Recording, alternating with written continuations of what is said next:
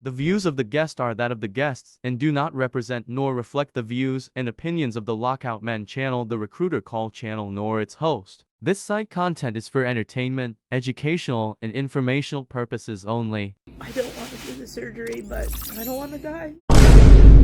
Before we get started, does anyone want to get out? What's going on, y'all? Things in trucking can change in the blink of an eye. You could be happy-go-lucky 1 minute and facing a health crisis the next. Shout out to Gear Grinding Hyena, a TikToker that been on TikTok for a little bit. She's also a TikToker that been in her fair share of controversies, but she do have some interesting content on her page. And I've been following her for quite a while. I've been watching her journey as a female truck driver out here as she chronicles it through TikTok. Unfortunately, she experienced a horrifying account of realization of what happened to her. Hold on! Today, we're going to bring you a heartfelt story and a difficult journey that highlights the unpredictable nature of truck driving. This story is of Gear Grinding Hyena, who is facing a life-altering moment that shook her to the core. In an unexpected twist of fate, Gear Grinding Hyena found herself facing an unimaginable reality, a heart attack at just the age 39. It all began with a sudden sharp pain that led to a rush to the hospital. There, she underwent some tests to evaluate her condition of her heart. The results that she got freaked her out totally. All three of her major blood vessels of her heart were nearly 90% blocked in a blood clot that has caused the heart attack. The clot was partially obstructing one of the ventricles. I think this is the hardest video I'll ever have to make. It turns out I had a heart attack, 39 years old, and I had a heart attack. I had a catheterization this morning, for them to evaluate the condition of my heart, and all three major blood vessels on my heart are at nearly 90% blocked, and I have a blood clot, and that's what caused the heart attack, they think. Now it's partially obstructing one of the ventricles, but right now I'm not having any symptoms. The medical team at the hospital delivered the bad news, and the only way to save this young lady's life is for her to have open heart surgery.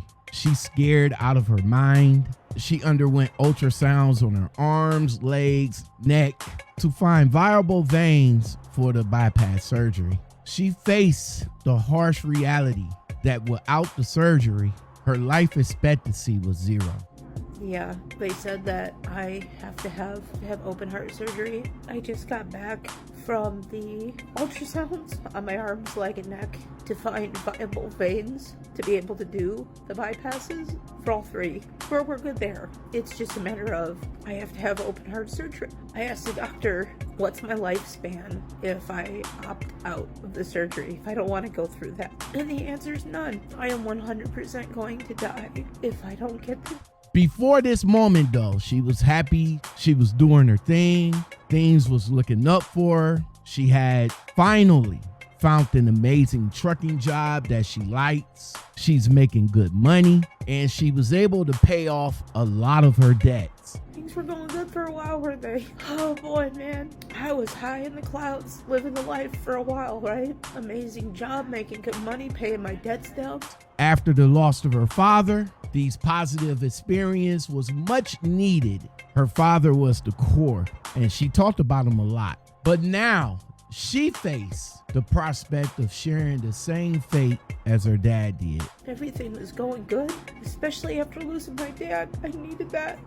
And now if I don't get open heart surgery, I'm gonna die. Just like my dad. Like father, like daughter, huh? I'm trying not to cry, but I've already tried to film this multiple times. Emotionally, one of the hardest videos that she had ever recorded. She is grappled with fear about the surgery and the inevitable of death without it. Despite trying multiple times, it was difficult for her to hold back the tears in her video. With the courage that she mustered up and the information that she got, she decided to move forward with the surgery. Embracing the hope of a longer life shows that she has a lot of strength. And at this point, we're not sure how much longer her trucking career is going to last. So with that said, we here at the Lockoutmen Podcast, we wish you a hopeful recovery and a fast get well, because unfortunately situations like this happens in trucking.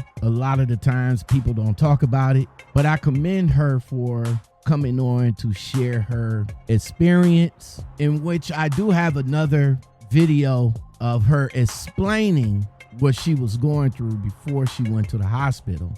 I want you guys to take a listen. At 6 o'clock in the morning today, about 6:30, I was at home. I got home yesterday. I was sleeping, and I woke up to just the worst chest pain. I thought it was indigestion. So I was like, oh, I'll take some Tums, drink some water, and go back to bed. But in moving around, it got so much worse to the point I felt like I couldn't breathe. My left arm started going numb, and I'm like, oh my God. You know, chest pain, shortness of breath, and left arm issues, go to the hospital.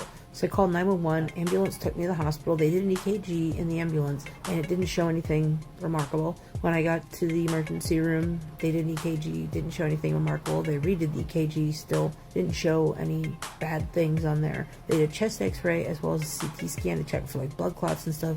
Didn't find anything with those. However, when they drew my blood, my heart enzymes kept going up every new time that they would draw the blood. So something was going on. And I was in extreme pain, like worst pain that I've ever felt in my life. And so they're basically just doing every test that they can and keeping me to observe me look better in this video that I did the last one. The last one, I literally felt like I was about to die. And judging from my vitals, I was damn close to it. Thank you guys for watching. Stay strong. Keep this young lady in your prayers as we hope for her to have this recovery so she can have a better life. And maybe one day she can jump right back into the truck and do what she liked to do. Until next time, everybody.